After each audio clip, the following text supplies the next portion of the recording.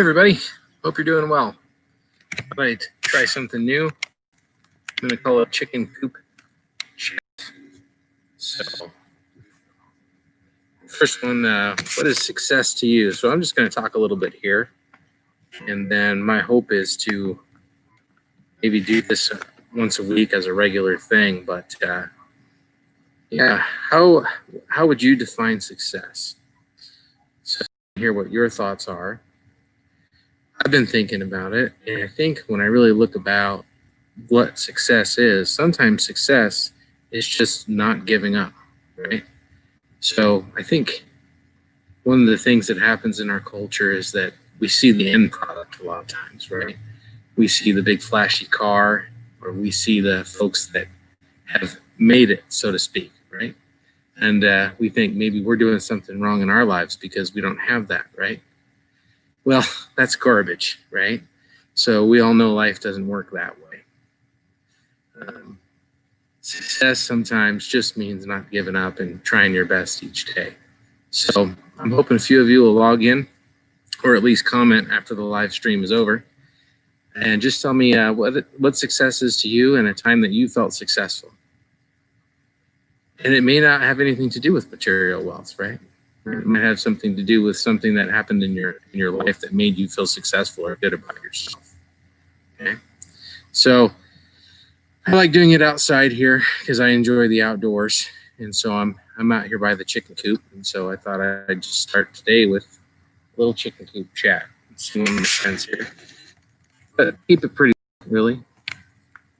They'll wander in and out of the frame, I'm sure. So I see someone's online. Thanks for joining. Can't see who. So chime in if you've got something to say. So it's been a beautiful day here. A little bit of cloud cover. It might rain, which would be great if it did. This weekend, we're going to go up to the homestead, and that's going to be wonderful. I'm super excited about that. Some of the things that we're going to work on are the well house. We got to get that insulated before the winter. And we got to get the roof watertight before winter. That's really important. Up there, we're only, oh, there's one of my friends right there. There he is. So they're maturing, so it shouldn't be long before we have eggs.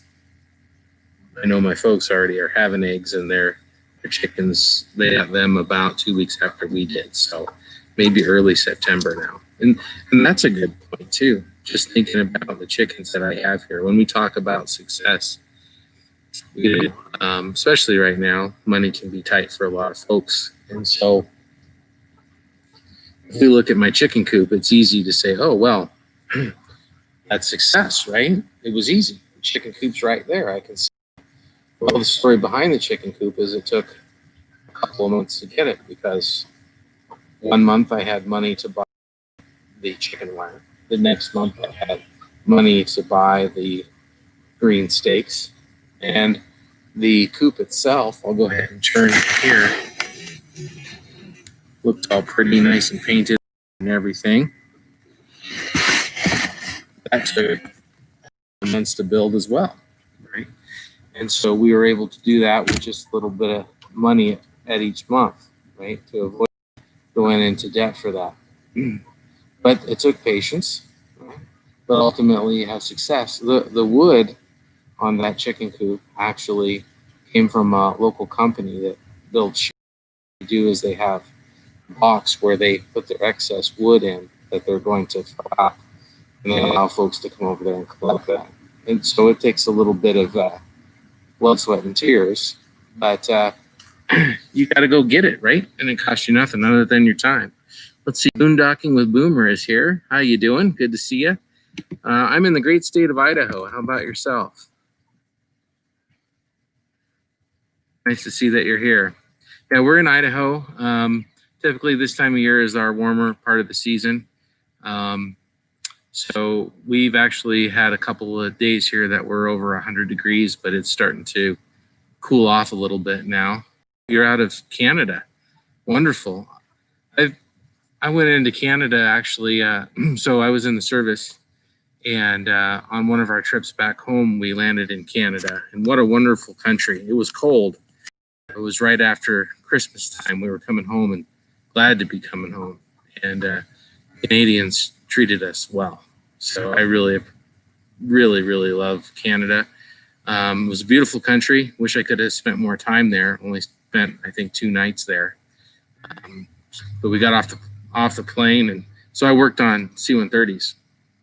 For those of you that know what they are, for those of you that don't, they're a big cargo plane. And so my job was, as a crew chief, to make sure that it was mechanically ready to fly, right? And so when we landed in Canada and we opened up the door, the Canadians greeted us and treated us to dinner. So that was very nice. So yeah, my folks actually got their sailboat from Canada as well. So other thing that I'm considering is maybe tweaking my name a little bit. And so if you guys have any ideas about that, let me know. My big reason for that is I had Two Family Homestead actually reviews YouTube channels. They're a great channel. Check them out. But about when they searched for my channel as they were reviewing it, there's a lot of Bob's Adventures, right? So that can make it hard sometimes to find me. So I've been thinking for a while about what, if I did change it, what would I do? And then the other thing that I wonder about is if I change it too much, I hope that people that are already watching the channel won't lose me, right? So those that are subscribed, of course, know how to find me, but those that maybe just casually look now and then may not be able to find me. So I'm open to ideas. If you have any, make some comments or some suggestions. Maybe if I don't change it very much, it'll make it easier for new folks to find me. And for folks that already know me, will be able to still find me. So it's just something that I never really thought about. I'm kind of an amateur doing this. And so that's one of the things we're talking about. But yeah, so success, I think it's kind of a misnomer. We think that things just happen instantly, or that's kind of what our culture is telling us should happen. We should just be instantly good at something or instantly successful at something, right? If you look at some of my first YouTube channels, and I'm by no means an expert, I'm very much an amateur still, but a year ago, if you look at some of my first videos, I almost can't watch them because they were terrible. And so I didn't know anything about it. I barely knew how to even use the camera on the laptop, right? And so I just kept making videos anyway because I figured my passion would come through, right? And I wasn't going to change my channel for someone else. I wasn't going to do things I wasn't comfortable doing just to try to get subscribers, right? I was going to be true to myself, and then if people follow me on that dream, great. If they don't, then that's how it goes, right? You got to be true to yourself. So took about a year, and I think I had 40 or 50 subscribers, and then all of a sudden this July, people just started subscribing, right? And so maybe some of that has to do with all the things that are going on in the world right now. There's one of my guineas. I'll show you. Walking by, going in and out of the frame. Some of my friends go the other direction.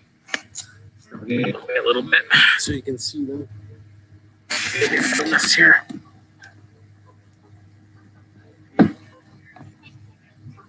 There you go. Maybe you can see them. It's a little bit dark. So, but anyway, people started subscribing, which is really, really super exciting. So, oh, thanks, Boondocking with Boomer. With 215 subs, I wouldn't change it in my opinion. Yeah, that's kind of what I was worried about, right? Like if I change it now and people are starting to get to know me, right? Oh, there they are. There's the guineas. So they don't lay quite as many eggs as my hens, but kind of a neat bird. Boy, they sure are noisy though.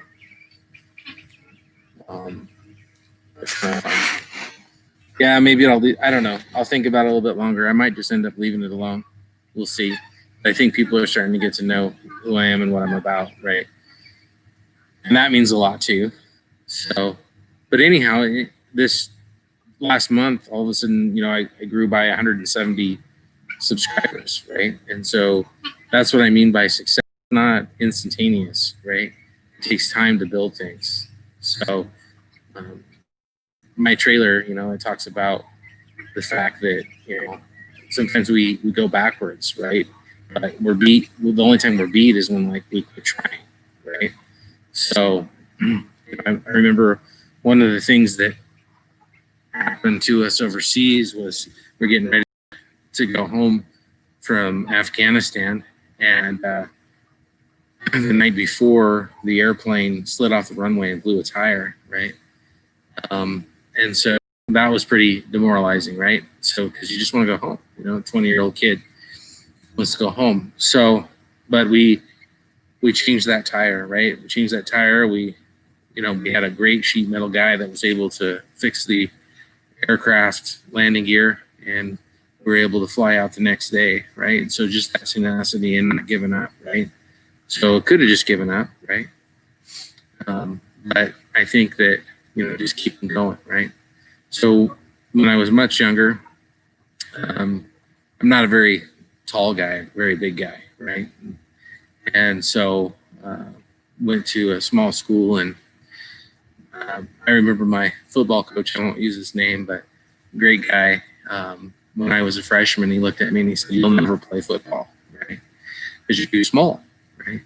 And so I spent as much time as I could in the weight room, right? Back in those days, I was in shape and kind of flabby, but spent all my time in the weight room, right? And spent all summer riding my bicycle up mountains and stuff. I grew up in the mountains and stuff. And by the time I came back in my sophomore year, I was able to play decent football with the others, and then just kept, pounding away at it, kept working hard, kept working hard, kept working hard. By the time I was the senior, I was the captain of the football team, right? So I was a good 6 or 7 inches shorter, than the other guys, but it just worked out constantly. And, being in a small school helps that. But I think really what that showed me or reinforced to me was the idea that success isn't immediate, right? You got to keep at it. You got to keep going for it. So I think that's the most important thing, right?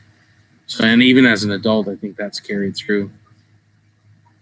So, and I think that's something that I really want to pass on to my children, is just that idea of not giving up, right? You're going to have setbacks, you're going to have problems, but if you quit, then you're done, right? So, I had to go back, and even after I got out of the service, it was recession time frame, and things were really hard to get a job. So we started a daycare in our home, and it basically was 24 hours because there was a lot of shift workers that needed their children watched. And so my wife was able to watch the children, and then I would worked a full-time job, and basically went to night school, took 20 credits at the same time, worked 50, 60 hours a week, and then was able to get a second bachelor's degree and ultimately get into a new career, right? So, but again, was that tough? Absolutely. But now, 10 years after that, here I am building a YouTube channel, and we've got our 10-acre homestead up in the mountains, our place in town. But it'd be really easy to look at that and go, "Oh, well, that was easy." You got that. You're just lucky. I hear that from a lot of folks, whether they're talking about me personally or just someone else in society. They'll look at that actor, or they'll look at that successful business person and say, "Oh, you're just lucky," right? Well, there's a lot behind it, right? So a lot of work that goes into that.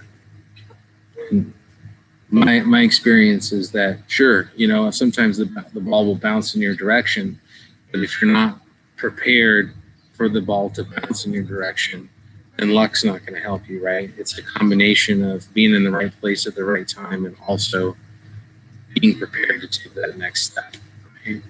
So boondocking with Boomer, we've got 10 acres. So for us, I never I never dreamed I would own that much property. And for other people, they would say that's all your perspective. So, but yeah, we've got 10 acres up in the mountains. It's actually kind of a prairie setup, and we're slowly building up that homestead. So, kind of a rebuild from, if you watch earlier videos, I talked about it, but we got a farm years ago and the economy got tough, right? So now we're kind of breathing life back into that dream. So I don't have any dogs. Hi, Rebel Canners. How are you? Good to see you.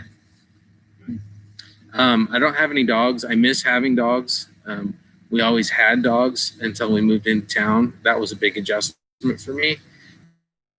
When we had to part ways with the farm, we sold that and moved into town. The dogs that we had were more for animals like sheep and things like that. So we have cats now, and cats are fine. My wife is the cat person, and they're growing on me. I've got one that every day she likes to hop up on the sink, and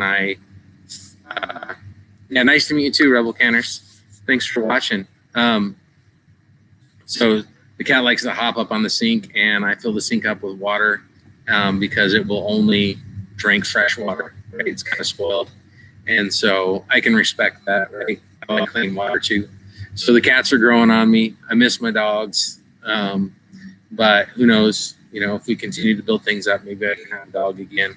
It just doesn't work very well where I'm at in town. I mean, I'm very grateful. You can see, you know, behind me, that fence is the end of my property, but there's a field back behind me that's not mine, and we're kind of on the edge of town. But I don't have property for a big dog, maybe a small dog. But then we've pretty much used all of it as best we can in order to plant garden, put in fruit trees. We're doing everything we can. We've put in fire windows. I call them fire windows. I know that's not the right term. Escape windows in the basement because the house was built in '49. Oh, Lance. Okay, Lance Boomer. You got a Great Dane. That's so. Because I can read what you're saying,